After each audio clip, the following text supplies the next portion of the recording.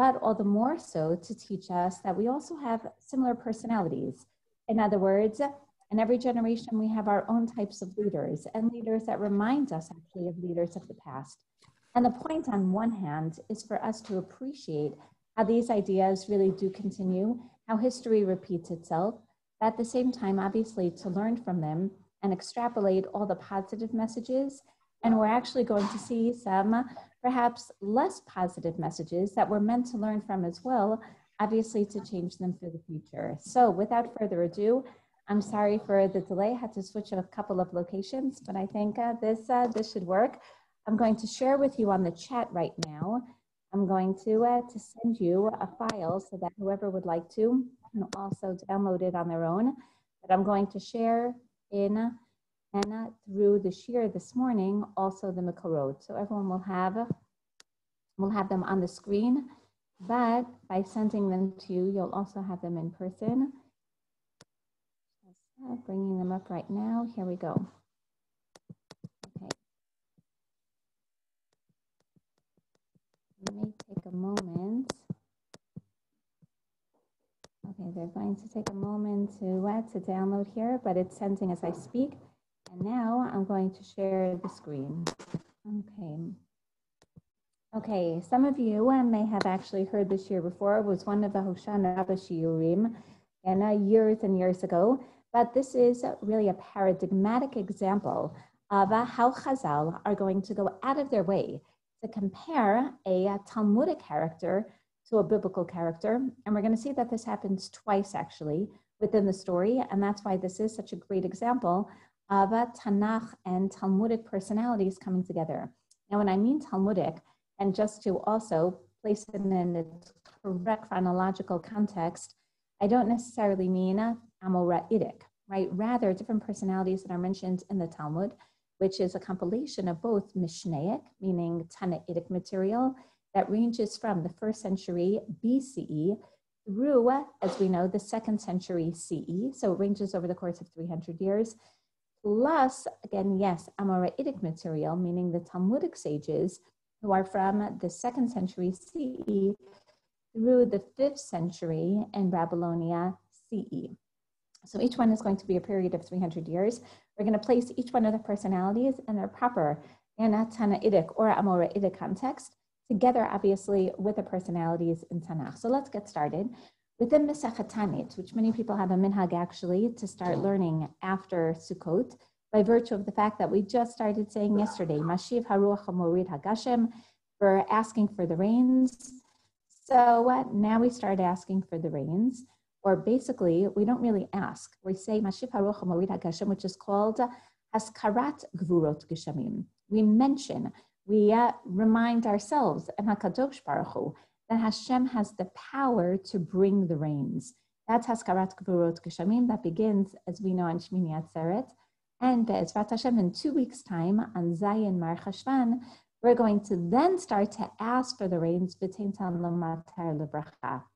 But even after we start on Zayin Mar Cheshvan to ask for rain, we don't really get nervous until Kislev time. If by Kislev, at the end of Kislev, we see that there really hasn't been significant beginnings of the rainfall, that's when in Masechet Tanit, the leaders of the generation get together and they start fasting. And if that doesn't work, then everyone starts to fast and everyone starts to pray. We have Tefillah and Ta'anit. We have special, if you remember from years, again, 3 years ago, 4 years ago, a special Anenu that we recite and asking HaKadosh Baruch Hu for the rain. This is all based on Masechet Ta'anit. And if still rains don't come or sufficient rainfall, then we have more severe Ta'aniot.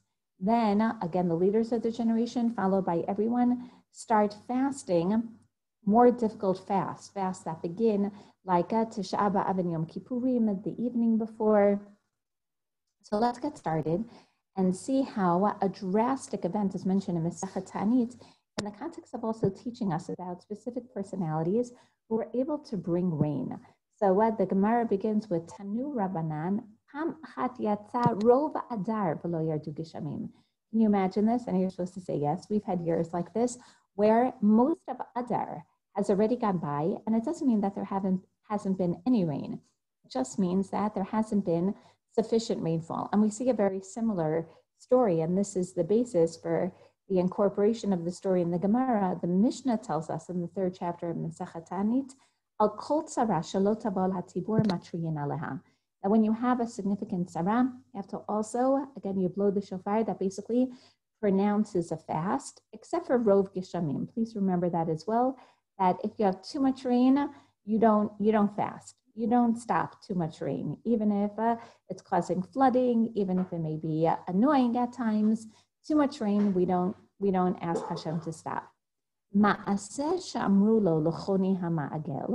now we're going to see the story in a slightly different form in the Gemara, but the Mishnah tells us, once upon a time they asked Choni Hama'agel, Hitpalel She'yerdu Geshamim, please daven so that we'll have rain.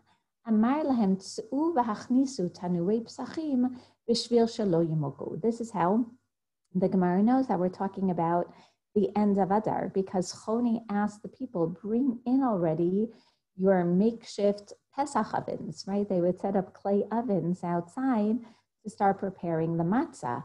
But it's, again, they had started this the end of Adar, and Choni says, okay, bring in your matzah ovens, because your Pesach ovens, because the rain is going to come and the rain is going to destroy them. But sure enough, hitpalel v'lo yardu geshamim. The Mishnah tells us also he davens and the rain didn't come. So what did he do? So let's look at the story now back in the Gemara. Shalchu l'choni hama'agel. And it wasn't simply that someone knocked on Choni's door and said, Choni, can you please daven for us? Rather, the Beit Din sends out a message to Choni, who is known for bringing rains. Now notice that his name is Choni hama'agel. Now I'm sure most of you are familiar with the story, that what does he do in the story? We'll see in just a minute. Ag uga va'amad b'tocha. He draws a circle around himself and he stands in the middle of that circle. Now, before we continue, we see that at the beginning of the story, though, he's already called Choni Hama'agel. So what is the meaning of Choni Hama'agel? So again, even just the word Ma'agel. Ma'agel is used in contemporary Hebrew, but it's based on Mishlei Perek Daled, someone who walks in a good way, even though it's a circular term. It means that, yes, he does the right thing, he's balanced, or as Rashi says, and now let's look at Rashi. Rashi says, yes, what is a ma'agel? It is a circula, basically a circle.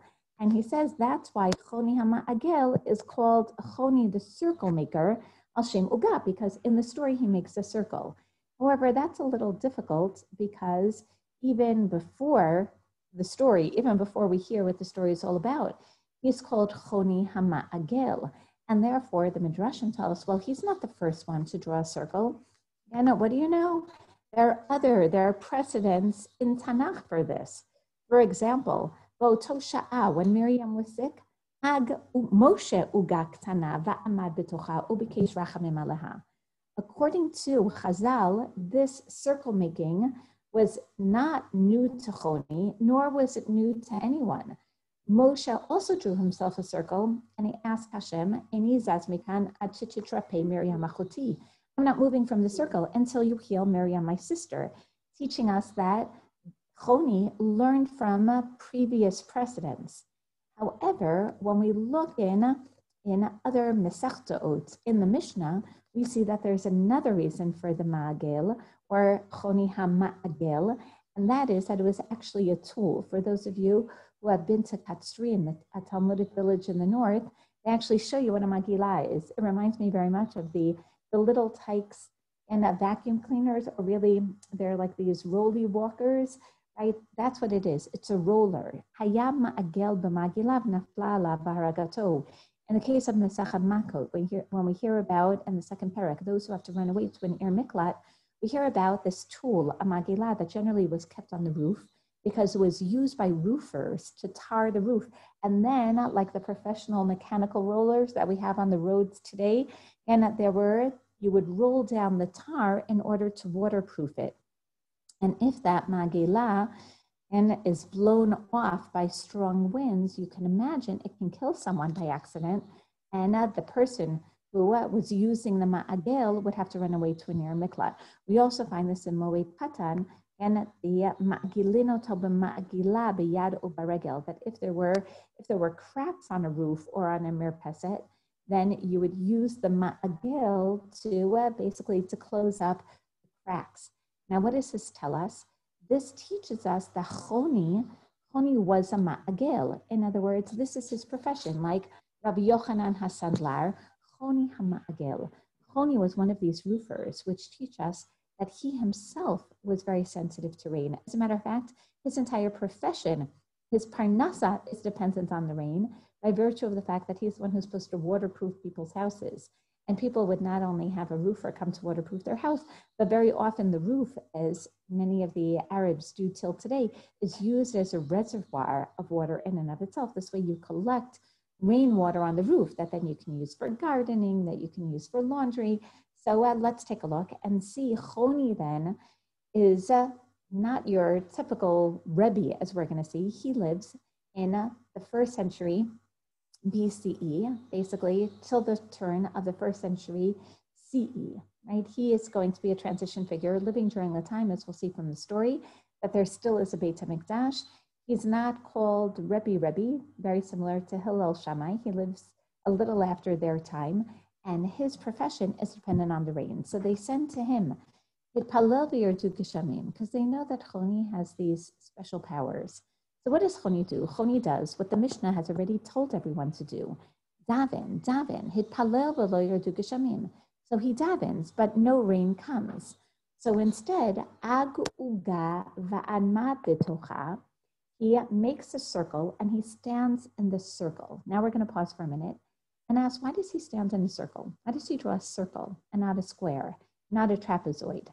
The basic reason for a circle, again, one can argue, is he wants to draw his own domain, right? And for those learning Daf Yomi and Masechet Eruvin, the circle actually is really very often how one defines a domain. But he's also trying to show that there's a circle of life, that there's a certain continuity.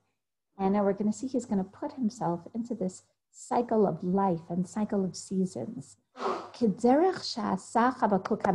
we have it, one of the numerous examples of how Chazal could have just gone on with the story, but instead say, pause, I want you to know there's precedent for this, not just what we saw in Avodah Rabbi Natan with Moshe Rabbeinu, but here the Amoraim, not the Tana. Now, Amoraim are adding all this material and saying, this is what he did. Oh, by the way, you should know, like Chabakuk HaNavi.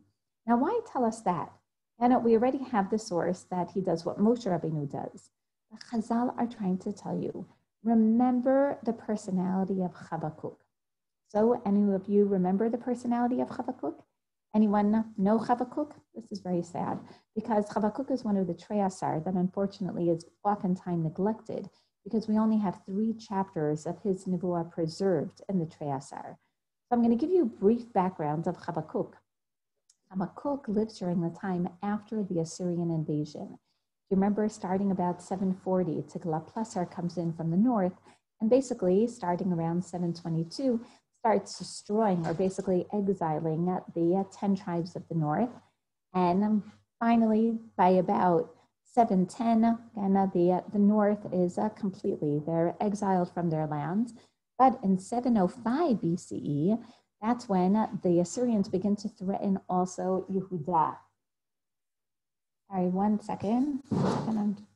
Begin to threaten Yehuda. Begin to threaten Yehuda.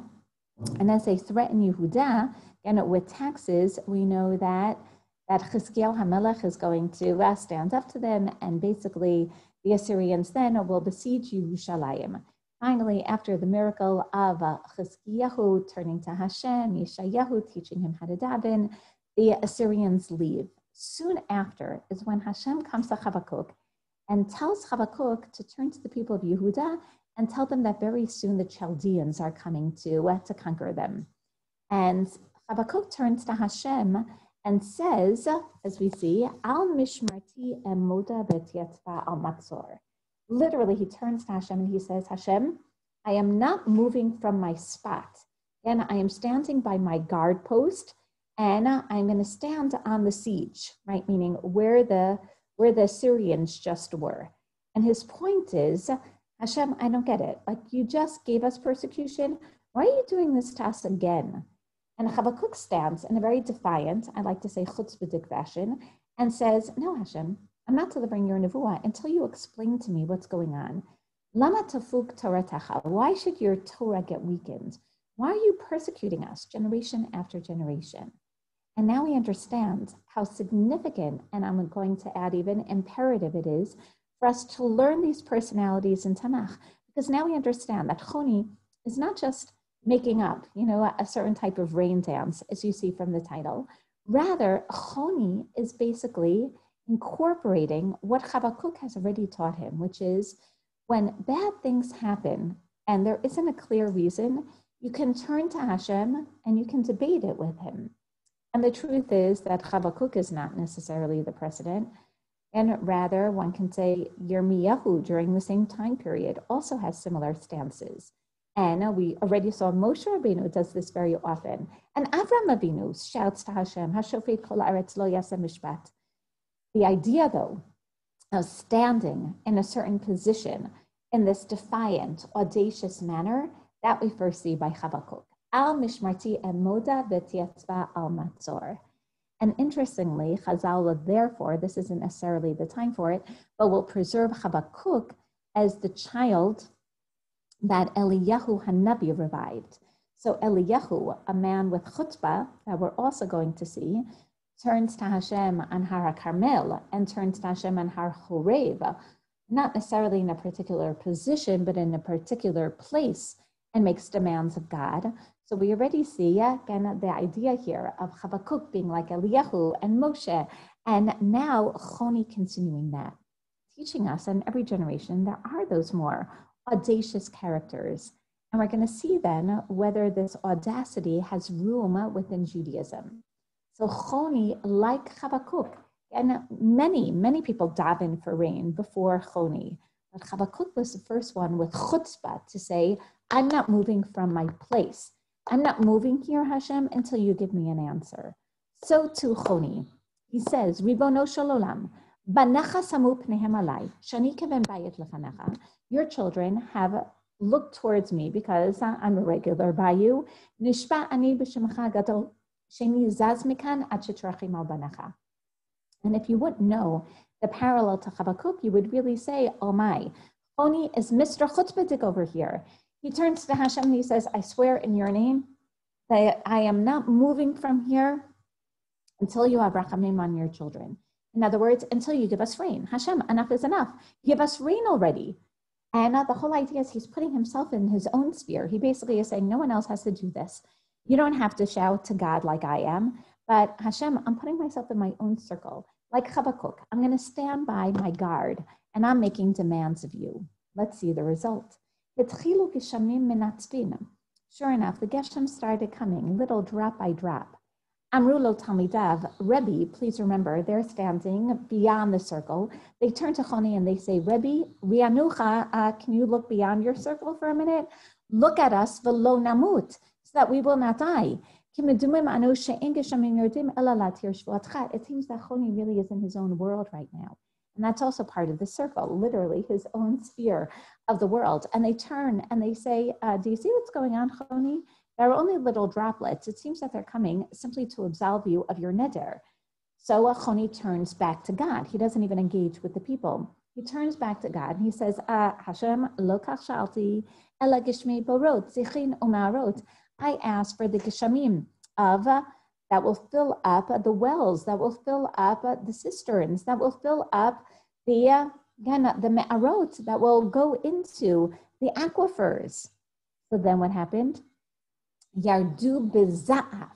Then the rain starts coming down in downpours, angry downpours, until every droplet was the size of a barrel. Excuse me, and every little drop was like really a gallon. Amru lo talmidav, Rebbe, do you see what's going on over here? Now they're coming down in such downpour. It's like a mabul. Again, they're coming to destroy the world. So again, Choni, amidst all this, turns to God. Lo kach sha'alti, ela gishmei ratzon bracha onedava. I ask you for good rains. And then what happens? Just like Goldilocks. Doesn't the story remind you a little of Goldilocks? Too hot, too cold, just right. Yardu kitikanan. Now the waters finally come down as they should. It's raining and it's raining. And the people go up to Har Habayit. Now, why do they go up to Har Habayit? I would love to say they're going up to Har Habayit to escape the rains that are coming. So they're going to a high place. But we all know that Har Habayit is really not so high up. Not only that, we know that Choni lives in the north. So what's the idea of going all the way to Yerushalayim? Why is he, to a certain degree, kind of sending everyone to the Beit HaMikdash? Well, it makes a lot of sense, because one of the goals of the Beit HaMikdash that we know from Malachim Aleph Perek Chet, from Shlomo's inauguration of the Beit HaMikdash, is that when there aren't sufficient rainfalls, you go to the Beit HaMikdash. V'hatzer shamayim v'lo yamatar ki yachatzu lach v'yitpalalu el hamakom hazeh v'hodu et shmecha mechatatam yishubu m'kita'anim. And you go to the Beit HaMikdash and you daven el hamakom hazeh. So you don't always, as we know today, you don't always actually have to go to the Beit HaMikdash. You daven in the direction of the Beit HaMikdash, v'hodu et shemecha, and you give thanks to God. So they go to the Beit HaMikdash because they recognize, wow, this is one of the functions of the Beit HaMikdash, and that we were answered by God. So they run there, and then when they're in the Beit HaMikdash, they turn to Choni and they say, Rebbe, Kishem she'palalta she'yardu, kachit palel v'yalchu lahem. Just like you daven that they should come, now daven so that they'll go. Thank you so much. We have rain. We have more than enough rain now. Now, we just saw in the Mishnah that you don't daven for too much rain. And you don't ask Hashem to stop it. So sure enough, Choni says, you know that there is a Mishnah that was codified. Mekublani she'in mitpalalin al rofat tova. There's already a halacha of Chazal that you shouldn't daven when there's too much good. But what does Choni do? Choni, our iconoclast over here, very much like Chavakuk, is going to go against the tide. He's not necessarily going to work within the framework of halacha. Number one, we've already seen in the halachic context of Masechet Ta'anit, when there isn't rain, what do? You pray and you fast, you pray and you fast. Choni is already aberrating from that model by doing this rain dance, not just fasting and davening. He's doing something different. And here as well, he says the halacha is X, but okay, I'm going to do Y. Afal pichen heviu li par hoda'a. Bring me a par, bring me a big bull. Heviu lo par hoda'a. They brought him a par. Samach shte yadav alav va'amar lefanav. And here's his smicha, here's his tefillah, as he's leaning on the par. Ribono shalom, amcha Yisrael shotzita mi Mitzrayim. The nation that you took out of Mitzrayim. Now, can we pause for a second? Who generally talks like this? The nation you took out of Mitzrayim. Generally, Moshe Rabbeinu, right? Because that's the nation that Hashem took out of Mitzrayim. Please remember that Choni is living 1,300 years after Yetziat Mitzrayim, right? And he's turning, and he basically is not just living 1,300 years after Yetziat Mitzrayim. He's a Tana, which means that he's living, and as we know, after the end, 400 or close to 500 years after Nevuah. And so he's acting like Chavakuk Hanavi, and now he's going to be sounding like Moshe Rabbeinu, but he's very anachronistic. This isn't his time period, right? There isn't Nevuah. And yet, he's trying to perpetuate a little bit of life of Nevuah. Now, what's life of Nevuah? Prophetic times were times when a Navi would turn to God, and Hashem would turn to a Navi with messages, direct messages, and the Navi would turn to God, and there would be immediate responses. And that's exactly what Choni is trying to do. It's almost as if, he wants to reverse the clock, at least for himself. He definitely doesn't fit his generation. And we're going to see this coming up in the next story as well. He doesn't fit his generation in the sense that, and take a look at this, right? He says, okay, it's almost as if I'm living during the times of Moshe. This nation that you took out of Mitzrayim, Hashem, they can't survive with too much good or too much hardship. You're angry with them, they can't survive. Bishpat alehem tova, you give them good like rain, einam yecholin lamod, they still can't survive. So yehi ratzon lefanacha sheyipasku hageshamim v'yeh revach ba'olam. So Hashem, can you now make the rain stop and let there be winds, let there be relief in the world? Sure enough, here's the word that keeps coming back. Miyad nashma haruach. Everything Choni gets, like a Navi, he gets immediately. All of a sudden, the winds come, nidpazru ha'avim, dissipate the clouds, v'zarcha ha'shemesh, and now v'zarcha ha'chama, and now the sun starts shining again. V'yatzu ha'am l'sadeh, v'biu lahem k'mihin u'pitriyo. And already the nation goes out, and immediately there's already vegetation. We have mushrooms, we have a different post-rain fungi that are growing in the fields. Now, if the story would end here, and for those of you who remember from maybe reading this to our children, in Koasu Chachamenu, a collection of various stories of Chazal, the story actually ends here.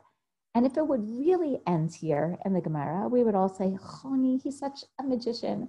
He's such a phenomenal miracle worker. Look at Choni. I want to be like Choni. I want to be able, when things are bad, to make a circle and to tell God, okay, Hashem, I'm not leaving the circle until you send us, a chisun for corona, right? That's it. I'm not leaving God. But we know that we don't do this. Why not? Because of the end of the story. The end of the story in the Gemara goes back to the beginning. Do you remember the beginning? Shalchu l'choni hamagel, which was initiated by Beit Din. But actually, there was one person who was not necessarily an advocate of this initiative. And that's the Nasi of the Beit Din at the time, whose name is Shimon ben Shetach. And a little bit about Shimon ben Shetach. Shimon ben Shetach is the brother of Shlom Tzion HaMalka. So again, just to put this back into the end of the 1st century BCE, this is a time of Hordus. We're living during the time of Herod, who, as we know, has wiped out members of the Sanhedrin and the Hasmonean dynasty after marrying, as we know, Miriam HaChashmonai. So this is the time period that we're referring to right now. And during this time period, Shimon ben Shetach, actually right before Herod, and went ahead and was trying to get rid of all different types of distortions of Judaism. And something that he very, very much fought against were all different alternative methods of religion. For example, he was very against witches and witchcraft. And you can imagine rain dances to him are very similar to that. We know that he went out and he had 80 witches in Ashkelon killed in one day. And they say, but you're not supposed to. You're not supposed to incur capital punishment more than one person in a day. But Shimon ben Shetach felt that it was the necessary response at the time. So one can argue that Shimon ben Shetach, you can only imagine, is not a very big fan of Choni's rain dances. So he sends him the following message. And he says, Ilmale Choniata, if you weren't Choni, then Gozrani Allah Nidui, I would put you in Chayrim. He says, but before he continues, I left this part out, unfortunately, he says, but you're like Eliyahu Hanavi, who holds the keys to rainfall. And if you remember, Eliyahu Hanavi turns to God and says, Al tal v'amatar, Hashem, don't give the people rain. And Hashem listens. So he says, what's so strange about you, Choni, is that you're like a Navi, right? But you're not like any Navi. You're like Eliyahu, who is also a very chutzpahdik Navi.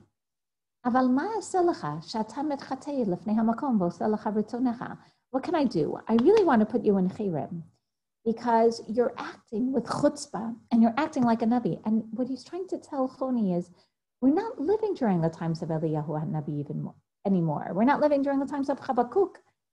And he's trying to really offer the interpretation of what our Shirim are all about, which is you have to also understand the messages for every time period. You're not Eliyahu. We're not living during the time of Nevuah. And what's replaced Nevuah? Halacha. We have a halachic system. When there isn't rain, we don't start demanding things from God. We don't start making rain dances and circles. Rather, we turn to Hashem and tefillah and tanit, tefillah, tanit, tefillah, tanit. And what Shimon ben Shetach is so afraid of is that people are really going to start incorporating this as part of their religious routine. They're going to start having rain dances on the beach with their darbukas instead of davening to Hashem. And he says, don't do that. You really deserve chayra. But what can I do? It worked. It worked like a son, but notice how he criticizes him. Hashem did what you want, like a son who is spoiled by his father, and his father does whatever he wants. And to a certain degree, Shimon ben Shetach is also almost offering critique on God, like, God, why did you allow for this? Like, you're spoiling Choni. He's using a water analogy. Abba, wash me off in hot water. Now I want you to wash me off with cold water, just like Choni was asking. Too little rain, too much rain. Give me whatever I want. Give me candy and nuts. And his father gives him. That the parents are happy with the child. And basically he's saying, what can I do? Hashem is happy with you, obviously, even though I think that this is a bad precedent for the future. So we actually end with Shimon ben Shetach's statement. We end with the statement of, look at this, of don't try this at home. This is a nabi. It's a nebuah mechanism. It's not necessarily a halachic mechanism. But we're not going to stop here with regard to understanding Choni. Choni, who is a little anachronistic. Choni, who believes that everything should happen right away. We're going to continue with the very next story that we find about Choni and within the Gemara. The story then continues with Rabbi Yochanan. Johnny, can I ask a question first? Something bothers me about this. Before Moshe Rabbeinu, before they came to Knesset Eretz Yisrael, Moshe Rabbeinu talks about the tafkid of Geshem, which is a marechet of schar v'onesh. And here he doesn't ask anybody to do tshuva. It's like, I never understood this. He's like, he ignores that. Great question. So that's exactly where Tefillah and Tanit come. Tefillah and Tanit, as we know, is about losing calories or suffering. Tanit is about introspection and tshuva. That's exactly the point. And Shimon ben Shetach, Becky's making an excellent point, is afraid that people are going to rely on these, quick fix methods of bringing rain, but it's actually a process. And even during the time of the Nevi'im, it's true that they had to undergo, vashivotem elevavchem. At the same time, Nevi'im would serve as that intermediary. So here, what Choni is basically saying is, look, we tried Tefillah and Tanit, and it's not working. So I have to go for the Nevuah mechanism. But you're right, meaning Shimon ben Shetach is afraid that people aren't going to understand. No, the halacha is not just a methodical halacha. It's an order. We don't have that direct means of worshiping Hashem anymore. So tshuva is going to be less direct. It's going to be through tefillah and through ta'anit. That's an excellent point, meaning Choni is to a certain degree, he's not trying to undermine it. They've been davening and fasting for the past 6 months. But Shimon ben Shetach is afraid that it's going to put this mechanism that is really meant to elicit a response of tshuva. He's afraid that it's going to put it in danger. That's an excellent point. In which case, wait a second, Choni, you have to see this, right? Don't you realize that the people may not get this message? Don't you realize this is dangerous? And so he's thinking, though, of the immediate danger. What do you mean? It's dangerous. Yeah, in the long term, it's dangerous, that you're not educating the people correctly. But there's an immediate danger. What's the immediate danger? If there isn't rain right now, that means that we have no food for the next year. That means that we're going to die. Right? Meaning Adar is the last time for the rainfall to come and affect the Sa'urah and the Chita and the Perot for Pesach and onward, right? So if you don't have rain by the end of Adar, you know this, right? Then you have to start importing water from Italy, meaning then it's a dangerous time period. So Choni is all about, let's look at the here and now. And we're going to see this right now in the next story that's coming really, I believe, to corroborate this and to answer Becky's question. Here we go. The Gemara says, we want you to know he's a tzaddik, he is. He didn't understand, though, the pasuk that we say in Tehillim, Shir hama'alot v'shuv Hashem et Shabbat Zion hayinu kochomim. He's part of the generation that returns, again, meaning he's 400 years later, but he's living during the time of the second Beit HaMikdash, and he never understood this pasuk about the return of the second Beit HaMikdash of Shabbat Zion. When Hashem returned us to Zion after the Babylonian exile, hayinu kecholmim. We were like dreamers, right? So what does that mean? We were like dreamers. So according to most Parshanim, it happened so quickly, like a dream. You know, like in a dream, you can experience like 5 years in 20 minutes. So too, like, wow, that was like 70 years, and we were back here in Eretz Yisrael. Choni said, what do you mean 70 years is like a dream? No, it's not. Who actually dreams for 70 years? In other words, if it was really a dream, it should have been much faster. And why do we need 70 years of Galut Bavel? He was so bothered. We're thanking Hashem for 70 years. Why couldn't it have been? Now we understand for Choni, everything is immediate. Why did it have to be a 70-year process? He couldn't understand it. Why a 70-year process to bring us from Galut to Geula? Okay. Yom Achad, Azal Ba'orcha. One day he was walking on the path. Chazia lahu gavra tahave nata charuva. He then saw a man who was planting a charuv. Now we're going to explore this more this year, Be'ezrat Hashem, how the carob tree, or different plays off of charuv, or different plays of words to begin with, is really one of the literary devices of Chazal. It's not just that he's planting, but that Chazal say he's planting a carob tree. And why carob?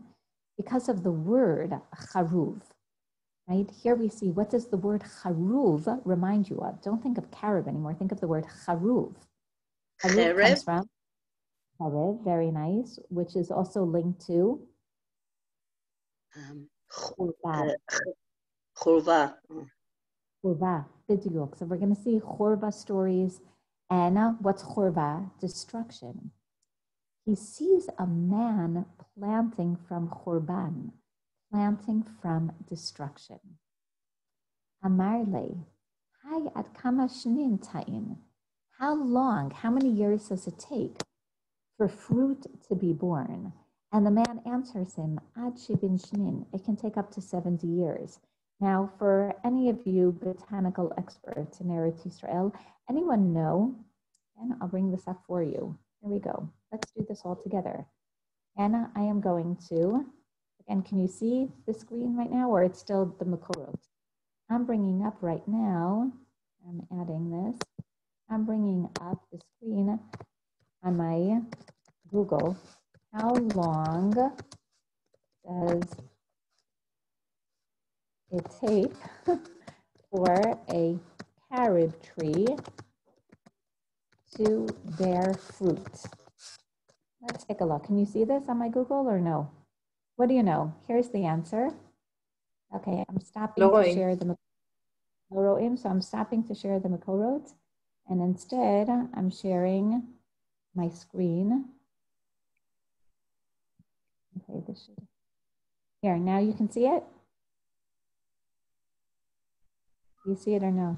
Okay, one second. Yeah, now. Now, okay. What's the answer? I just put it in right now. 6 to 7 years. 6 to 7 years. Yeah. That's, then what do you know, right? So why do Chazal say that? So here is where I hope you're all getting as excited as I am, and now to understand what Chazal are trying to teach us. Namely, don't look at it's not about the carob versus an apple tree, you know, and Johnny Appleseed. It's about the word. It's about charuv. Again, like Esther was saying, and it's churva. He's asking him, how long can it take for us to bear fruit? How long does it take to leave a generation of destruction and see really the blossoms of redemption? And the farmer answers him, it can take 70 years. He's trying to teach Choni, yes, we need the 70-year transition from Galut Bavel to Shivat Zion. And I think about this really like these days as well. Like we're living during a time, on one hand, of Geula, on the other hand, we're living during a time of tragedy, right? Of this COVID virus. And everyone's talking about the ramifications and the ramifications. It's going to take a while for us to get out of this. And there could be brachot along the way. We know that over the course of the 70 years in Bavel, we had amazing stories of Daniel, meaning it's a process though, wherein it takes 70 years. So what does Choni say? He doesn't just take it at face value. He says, Pshita lacha tachayit shivin shnin. Wait, And why is it worthwhile for you then even to plant them? Is it so pashut that you're going to live for 70 years to enjoy the fruit? So the man answers him, Alma b'charuva ishkachi. I came into a world with a carob tree.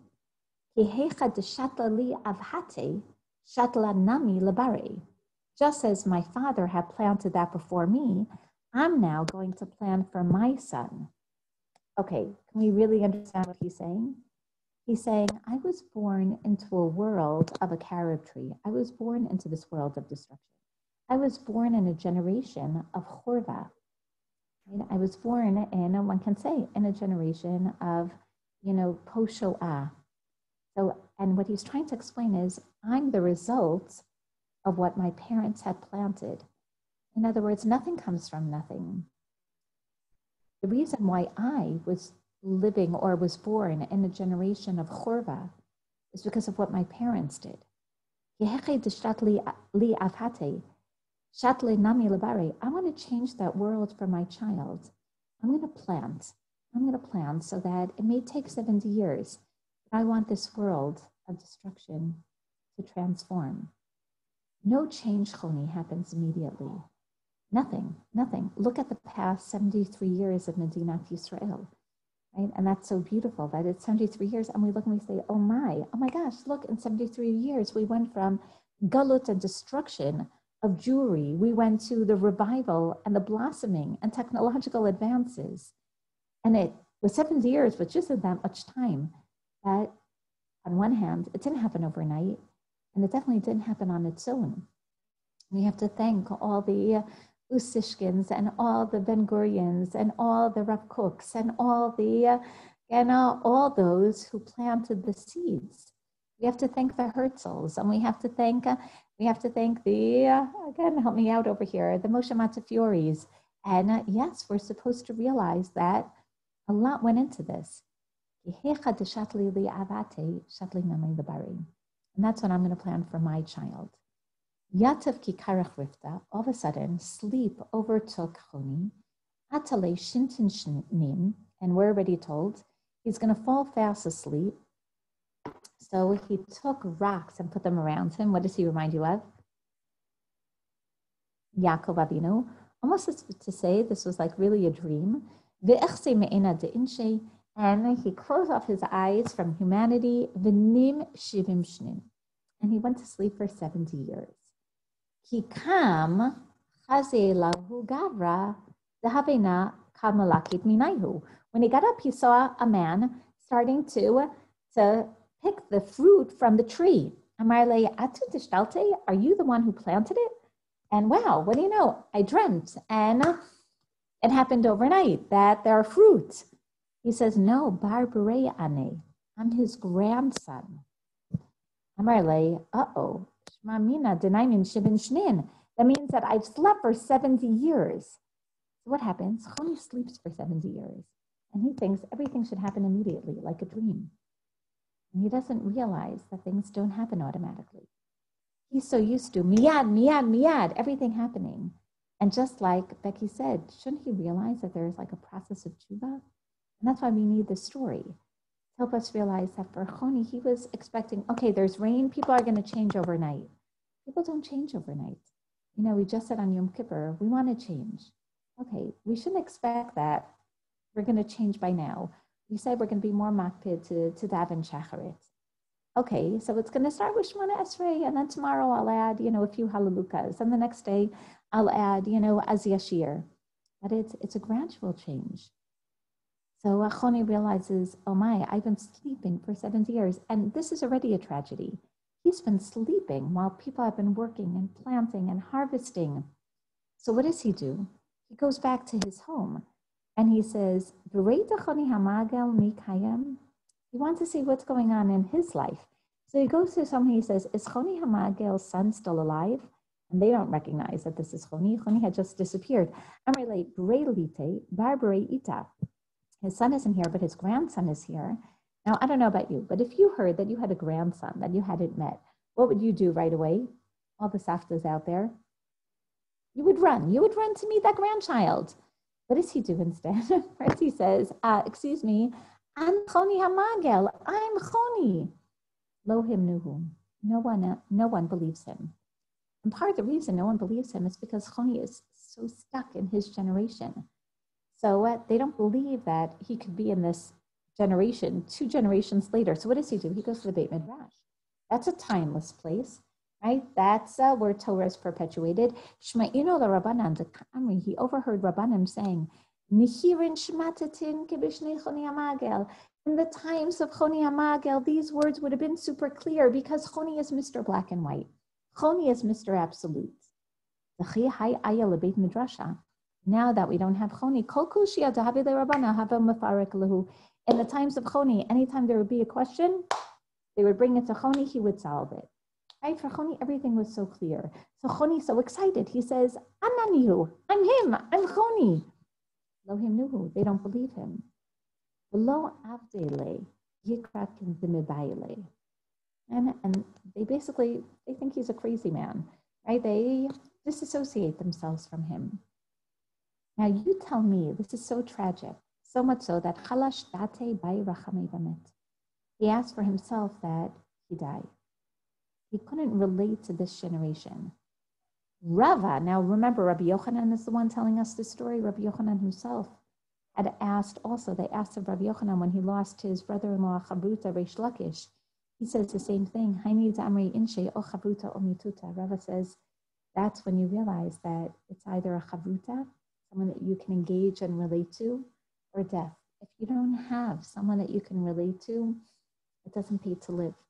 But we're wondering, Choni could have still made contributions to the Beit Midrash. What was going on? Why did he ask that he should die? And that's exactly the point.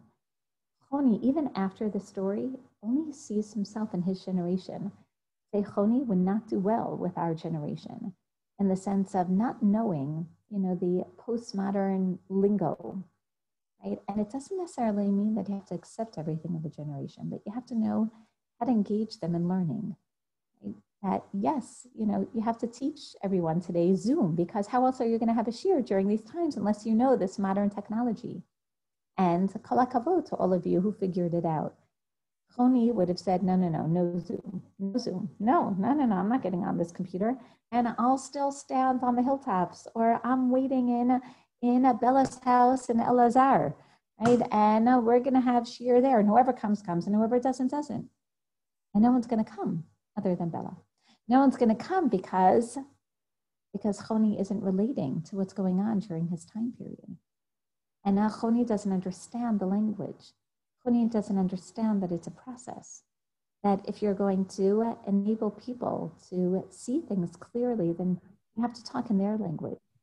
Right? And this is part of what the Gemara is telling us, that on one hand, Choni reminds us of personalities such as Chavakuk and Eliyahu, but he also has to realize that by only relating to the past, he isn't relating to the future. He's such a past personality that he has a hard time moving forward. And even though he can bring us rain, because yes, he has that strong immediate past, on one hand, we look at Choni, but we see something significantly lacking. And that is a certain vision. We can't hear you. There's a noise in the background. I also wanted to ask, Shani, where is his son? He saw his grandson, but where is his son? Maybe his son could have been like a link between him and the Matzav. Beautiful. Again, very true. So I'm going to mute everyone for a minute. Anna, okay. So this way we don't hear the background noise. But at the same time, that's why Bella's making an excellent point. His son isn't in the story. And perhaps he didn't relate to his son even while he was alive. Right? He has a hard time relating to, as we see, he's in his own circle. He has a difficult time relating to those around him, and definitely relating to those in a different generation. Because for him, everything is black and white and miyad. Right? Everything is immediate. If everything is immediate, then you only see what's in front of you right now. You don't think about your children. You definitely don't think about your grandchildren. And Chazal are saying, don't be like this tragic Choni. Because even though there are advantages to just being in the past and the present, and what Shimon ben Shetach is saying is, no, no, no, this is the aberration, right? The norm has to be a process. Like Becky said as well, the norm is going to be tefillah and tanit. And even in today's time, everyone is saying, okay, we can't wait for the chisun. Don't live waiting for an immediate antidote for our problems. You're not going to develop that way. Really, if everyone just, and I mean this, if we stay in our homes, and I think that this is part of what Mashif HaRuach Morid Hagashem, right? We're not expecting this morning. And I woke up very early, and really in the Gush, it was cloudy, and I was thinking, wow, I love it. I love it when the day after we ask for Geshem, the rain comes, and then the sun shone. And I was really thinking about this story, and I said, wow, this is so appropriate. And that, wow, we don't have our rain. I'm like, Shani, don't get depressed. You know the rains are going to come. They're going to come. They'll probably come. We don't really want them to come now anyway. We don't want them to come till Zayin Cheshvan. So that would be cool. If on Zayin Cheshvan, when we ask for rain, 2 weeks from now, that then there's rain. And even if it doesn't come then we know that it's a process. So then we're going to start saying it with more kavanah. And that's the whole idea, that the process is supposed to elicit from us a greater, more realistic, more long-term response. And that's why if we just stay at home waiting for this magical antidote of miyad, you're going to get a chisun and all the problems are going to be solved, then you're deluding yourself. Then Shimon ben Shetach is going to send you a message and say, no, no, no, that's not how it works. Talk to your children. Realize that you want them to learn messages from this time. There is this very sad WhatsApp that's going around of a bar mitzvah boy in the future. It could be even, who knows when in the future, a year, 5 years, who puts on his suit and comes to the dining room and turns on the Zoom, and all of his cousins are there, and he reads the Torah in front of them on the Zoom, and then they each show him, the videos that they've made, and he's so happy. And the mother goes to the bathroom to cry because she knows that this isn't what a bar mitzvah is supposed to be. Bar mitzvah is supposed to be with the family there over Shabbos, hearing the boy read the Torah, not in the backyard with 10 people there, but reading it, right, in the collective kihila, and being able to share that simcha in a real way, right, to hug that bar mitzvah boy, and not just blow a kiss over Zoom. And she cries because he doesn't even know what he's missing. And obviously the analogy for obviously the Chorban, right? That we cry, but no, we don't even know what we're missing. And the question is for the next generations, right? Is that what we want to teach our children? We want to teach them, okay, this is the new norm? No. We want to teach them something is awry right now. This isn't the norm for you to learn Gemara with your Rebbe over Zoom. No. And it's so nice that you get to eat at the same time and he has nothing to say to you. That's not the norm. And that's not Talmud Torah in its ideal form, right? It should be interactive. It should be using really, meaning all different media, not just this media. And we have to, and if we just tell our children, okay, let's just deal with the here and now, then we're missing out. We become choni. We have to use this as an opportunity to teach our children, to plant. Say, okay, we're going to learn with you now. You don't have your live teachers, you have your live parents. So we're going to be the ones to sit with you at the table and learn Torah with you. And we're going to plant the seeds so that you can learn messages and realize that it's a process. Because if you think that it's miyad, then you're really you're so spoiled. You're so stuck in your generation. How are you ever going to plant the seeds to bring about a different reality? I think very appropriate for the here and now. And that's part of why we have to continue with these shiurim of understanding how there have been challenges of the past and how we're going to learn from them to be able to affect really a much better future. So with that, I wish you all a Shavua Tov and an Isru Chaneh. I'm looking forward to many shiurim of learning with and from one another. Sonny, I just want to say that I don't think it's so terrible that we can think of a new norm. I know that a couple of months ago, we celebrated my uncle's 50th yahrzeit, and we did this all over the world. We couldn't have done that without Zoom. No, they're beautiful. And we're going to take Zoom with us for the future. Becky, you're right. But if we just become content with this, then that's not great. Right? Meaning, wouldn't it have been nice to have that reunion, even if half the people would have been on Zoom, but for the other half to have been together, celebrating together? Be'ezrat Hashem, but really, what do we see from the story? It's not just Be'ezrat Hashem, it's also Be'ezrat each and every one of us. And we can either sleep, we can sleep through this process, we can sleep and dream like Choni, or we can actually do something to change it. And we can plant the seeds. So good luck planting. Time to plant. Thank you very much. Shavua tov. Shavua tov.